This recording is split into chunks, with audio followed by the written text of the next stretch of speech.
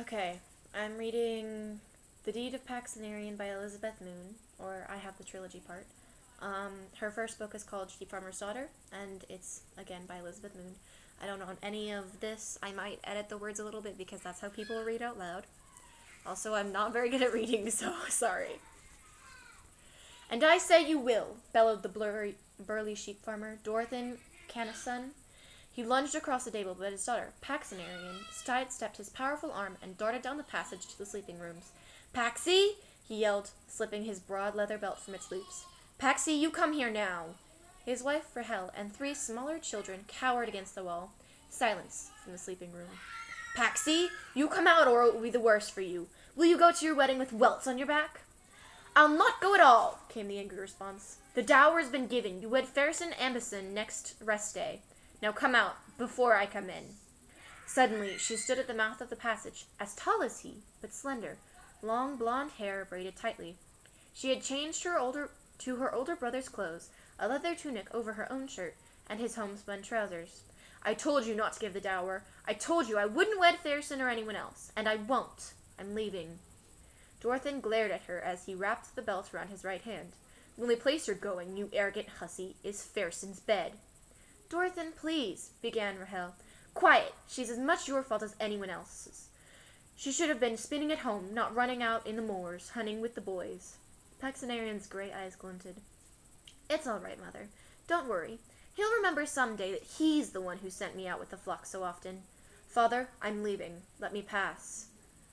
Over my dead body, he grunted. If need be. Paxenarian leapt for the old sword.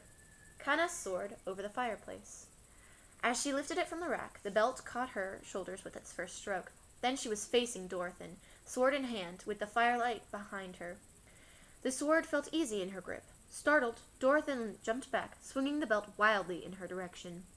Paxenarian took her chance and ran for the door, jerked it open, and was gone. Behind her came his furious bellow and questioning calls from her brothers still working in the barns. But Paxenarian did not slow or turn until she came to the boundary stone of her father's land. There she thrust her grandfather's sword into the soil. I won't have him saying I stole it, she muttered to herself. She turned for a last look at her home. Against the dark bulk of the hill, she could see light at the open front door, and dark figures crossing and recrossing the light. She could hear voices calling her name, then a deep bellow from Dorothin, and all the shapes went in the door and shut the light in. She was alone, outside the house, and she knew, as well as if she had seen him do it, that Dorothin had barred the door against her. She shook herself. It's what I wanted, she said aloud. So now I'd better go on with it. The rest of that night she jogged and walked down the well-worn track from her father's farm into Three Firs, warmed by the thought of the coming adventure.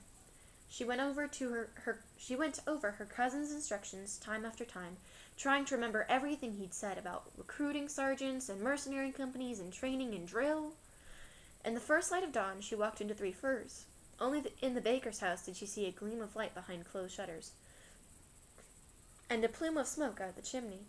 She smelled no baking bread. She could not wait for until the first baking came out unless the recruiters were still in Three Firs. She walked to the marketplace, empty. Of course, they might not be up yet. She looked in the public barn that served as an inn. Empty. They had left. She drew water from the village well, drank deeply, and started off again, this time on the wider track that led to Rocky Ford, or so her cousin had said. She had never been beyond Three Firs. As daylight came, she was able to make better time, but it was nearly noon when she came to the outskirts of Rocky Ford. The rich smells of cooking food from the inns and houses nearly made her sick. She pressed on through what seemed to her like crowds, and to the market square in the town center. There she saw the booth, like Dorothin had told her to look for, draped in maroon and white silk, with spears for corner posts. She paused to catch her breath and look at it. On either side, a man-at-arms with breastplate, helmet, and sword stood guard. Inside was a narrow table with one stool before it, and a man seated behind. Paxenarian took a deep breath and walked forward. As she reached the booth, she realized that she was taller than either of the men-at-arms. She waited for them to say something, but they ignored her. She looked inside. Now she could see that the man behind the table had gray hair, cropped short, and a neatly trimmed mustache. When he looked at her, His eyes were a warm golden brown. "This is the recruiting station for Duke Phelon's company," he said as he met her gaze. "Were you looking for someone?" "No, yes. I was looking for you. For a recruiting station, I mean." Paxenarian reddened with embarrassment. "You?" The man stared a moment, then looked down briefly. "You mean you wanted to join the company?" "Yes, my cousin said such companies accepted women." "We do, though not so many want to join. Look, let's get a few things straight before we start. To join us, you must be 18 winters old, healthy, with no deformities, strong, tall enough. You have no problem there. And not too stupid. If you're a drunkard, liar, thief, or devil worshipper, we'll throw you out the worse for wear. You agree to serve 2 years beyond your basic training, which takes 4 to 6 months. You get no pay as a recruit, but you do get room, board, and gear, as well as training. Your pay as a private in the company is low, but you'll share any plunder. Is that clear?" "Aye," said Paxenarian. "Clear enough. I'm over 18, and I'm never sick. I've been working on the moors with sheep. I can lift as much as my brother, Selden, and he's a year older." "What do your parents think of you joining the army?" "Oh," Paxenarian blushed again. "Well, to be honest, my father doesn't know that's where I am. I ran away." "He wanted you to wed." The man's eyes had a humorous twinkle. "Yes, a pig farmer. And you wanted someone else?" No, I didn't. I don't want to marry at all.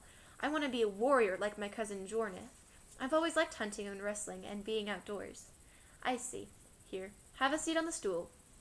While she sat down, he fished under the table and came up with a leather-bound book, which he laid on top. "Let me see your hands. I have to be sure you don't have any prison brands." "Fine. Now, you like wrestling, you say. You've arm wrestled?" "Surely, with my family, and once at market." "Good. Give me a try. I want to test your strength." They clasped right hands, and on the count began to push against each other's resistance. After several minutes, with neither moving much, the man said, "Fine, that's enough. Now let's go left-handed." This time he had the greater strength, and slowly pushed her arm onto the table. "That's good enough," he said. "Now, was this decision to join a sudden one?" "No. Ever since Jorneth left home, and especially after he came back that time. I've wanted to, but he said I had to be 18, and then I waited until the recruiting season was almost over, so my father couldn't trace me and cause trouble." "You said you'd been on the moors. How far from town do you live?" "From here? Well, we're half a day's sheep drive from Three Firs." "Three Firs? You came here from Three Firs today?" "We live up on the other side of Three Firs," said Paxenarian. "I came through here before dawn, just at first light." "But that's 20 miles from Three Firs to here, at least. When did you start from home?" "Late last night, after supper." At the word, her stomach rumbled loudly. "You must have gone, 30 miles? I don't doubt. Did you eat in Three Firs?" "No, it was too early. Besides, I was afraid I'd miss you here." "And if you had?" "I've got a few coppers. I'd have gotten some food here and followed you." "I bet you would have, too," the man said. He grinned at her. "Give us your name, then, and let's get you on the books so we can feed you. Any girl who'll go 30 miles or more on foot without stopping to eat ought to make a good soldier." She grinned back. "I'm Paxenarian Dorthan's daughter." "Which?" "Paxenarian," she said slowly, and paused until he had that down. "Dorthan's daughter. Of Three Firs." "Got it." He raised his voice slightly. "Corporal Bosk." "Sir." One of the men-at-arms turned to look into the tent. "I need the judicar and a couple of witnesses." "Sir." The corporal stalked off across the square. "We have to have it all official," the man explained. "This isn't our Duke's domain. We must prove that we didn't take advantage of you or force you to or forge your signature. You can sign your name, can't you?" "Yes." "Good. The Duke encourages all his troops to learn how to read and write. Now," he broke off as a man in a long maroon gown and 2 women arrived at the booth. "Got another one before the deadline, eh, Stammel?" said the man. The woman, one in a cheesemaker's apron and cap, and the other with a flower dusting her hands and arms, looked at Paxenarian curiously. "This young lady wishes to join," said Stammel shortly. The man winked at him and took out a stone cylinder with a carving on one end. "Now," Stammel continued, "if you'll repeat after me in the presence of the judicar, and these witnesses. I, Paxenarian Dorthan's daughter, do desire to join Duke Phelon's company as a recruit and agree to serve 2 years in this company after recruiting training without leave, and do further agree to obey all rules, regulations, and commands which I may be given in that time, fighting whomever and however my commander directs. Paxenarian repeated all this in a firm voice and signed where she was directed, in a leather-bound book. The 2 women signed beside her name, and the judicar dripped wax underneath and pressed the stone seal in firmly. The cheesemaker patted Paxenarian on the shoulder as she turned away, and the judicar gave Stammel a final wink and a leer. "Now then," said Stammel, "I'm Sergeant Stammel, as you may have gathered. We usually leave town at noon. All the rest of the recruits are at the Golden Pig and have eaten. But you need something in your stomach and a rest before we march, so we'll wait a bit. From here on, you're a recruit, remember. That means you say, 'Yes, sir,' and 'No, sir' to any of us, but to other recruits, you do what you're told with no arguing. Clear?" "Yes, sir," said Paxenarian. An hour later, seated by a window, Paxenarian looked curiously at the other recruits lounging in the courtyard of the Golden Pig. Only 2 were taller than she. A husky youth with tousled yellow hair, and a skinny black-bearded man whose left arm had a tattoo designed on it. The shortest was a wiry redhead boy with an impudent nose and a stained green velvet shirt. She spotted 2 other women sitting together on the steps. None had weapons except for a dagger for eating, but the black-bearded man wore a sword belt. Mostly the recruits looked like farm boys and pretensees, with a few puffy-faced men beyond her experience. Only the men-at-arms and the recruiting sergeant were in uniform. The others wore the clothes in which they joined. She finished the sandwich in her hand and started another. Stammel had told her to eat hearty and take her time. She had downed 4 sandwiches when Stammel came in again. "You look better," he remarked. "Is there a short form of that name of yours?" Paxenarian had been thinking about that. She never wanted to hear her father's Paxi again. Her great-aunt, for whom she was named, had been called Erana and Enara, but she didn't like that either. She finally decided on a form she thought she could live with. "Yes, sir," she said. "Just call me Pax, if you wish." "All right, Pax. Ready to march?" "Yes, sir." "Come on, then." Stammel led the way down to the inn courtyard. The other recruits stared as she came down the steps. "This is Pax," he said. "She'll march in Coben's file today, Corporal Bosk." "Very good, sir." "All right, recruits, form up." The other recruits shuffled into 4 lines of 5 persons each, except for the first file was 1 short. "Pax, you march here." Bosk pointed to the last place in the short file. "Now remember, at the command, you all start off on the left foot. March in step. Keep even with your rank on your right, and don't crowd the man ahead."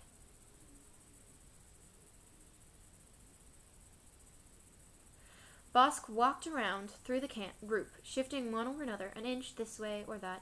Paxenarian watched him curiously until he brawled suddenly, Eyes front, recruits!" At last he was through fussing, as she thought to herself, and stepped back. "Good enough, Bosk," said Stammel. "March 'em out." For the first time in her life, Paxenarian heard that most evocative of military commands as Bosk drew in a lungful of air and shouted, "Recruits, forward! March!"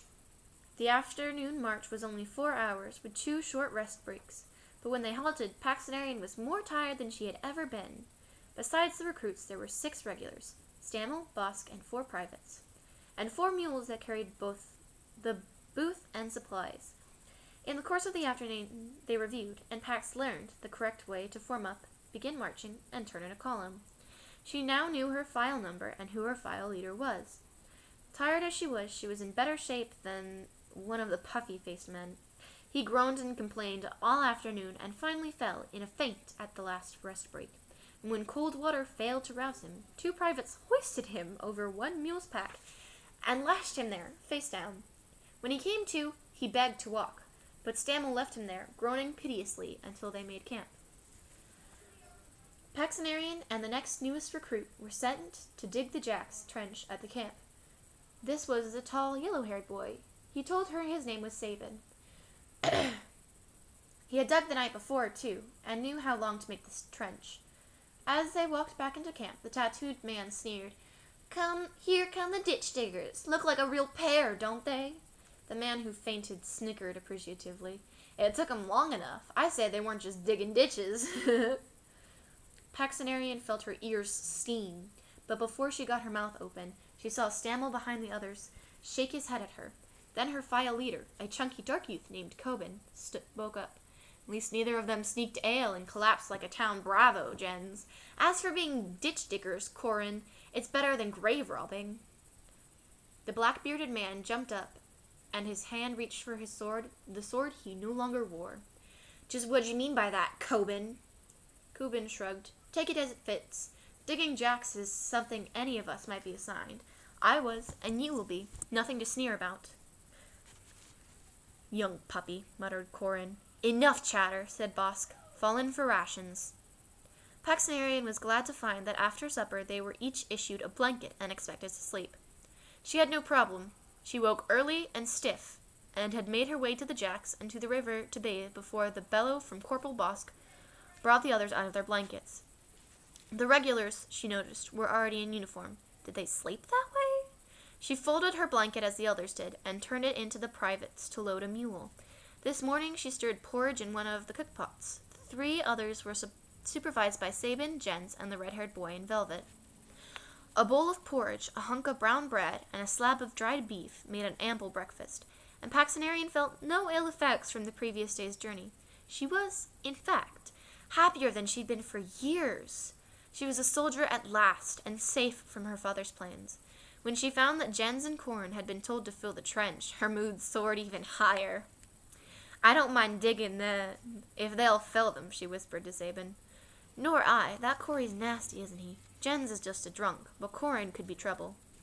Recruits, fall in, yelled Bosk, and the day's work really began. In the next few weeks, as they traveled towards the Duke's stronghold, where their training would take place, Paxenarian and the others became more and more proficient at marching and camp chores. They picked up new recruits in most towns they passed, until their group numbered 38. Already friendships had begun among some of them, and Paxenarian had heard her shortened name enough to feel comfortable with it. Despite having little time to talk, she knew that Sabin, Arnie, Vic, Geordie, and Cohen were going to be her friends, and that Corin and Jens would never be anything but enemies. Stammel changed the marching order every few days, so that they all had a chance to lead a file as well as follow. Marching in front, where she could not see the motley clothing of the rest, Paxenary imagined herself already through training and headed for battle. She could almost feel a sword swinging at her side. Around that corner, she thought, or over that rise, the enemy is waiting. She pictured grim-faced troops in black armor, or maybe orcs, like those her grandfather had fought. Bits of the old songs and tales ran through her mind. Magic swords, heroes who fought and won against the powers of darkness, enchanted horses.